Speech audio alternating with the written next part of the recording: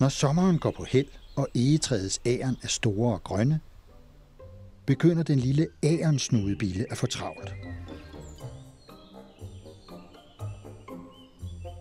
For det er nu, at den skal fuldføre livets helt store mission, nemlig at sikre artens overlevelse.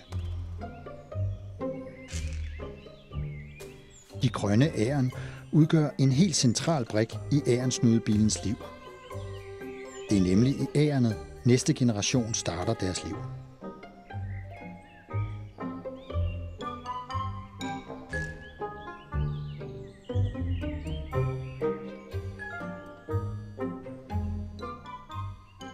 Når det perfekte æren er fundet,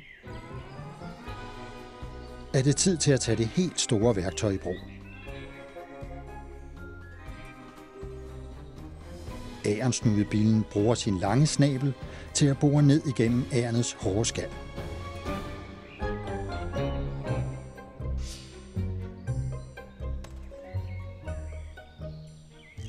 Det er en krævende opgave, som tager tid, og det gør ikke opgaven lettere, at en hansnudebille med andre planer kommer og forstyrrer. Han bliver dog afvist, og arbejdet kan fortsætte. Når hullet er dybt nok, lægger snudebillen et æg ned i ærenet. Efter kort tid bliver æggene til larver, der i fred og ro kan spise sig store og fede, godt beskyttet inde bag ærnets tykke skal.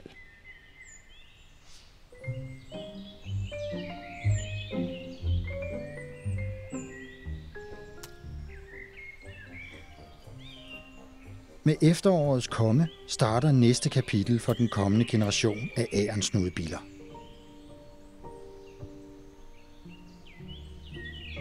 Nu forlader larven nemlig ærenet for at forpuppe sig i jorden under egetræet, og først næste sommer starter livet som fuldvoksen ærensnudebille.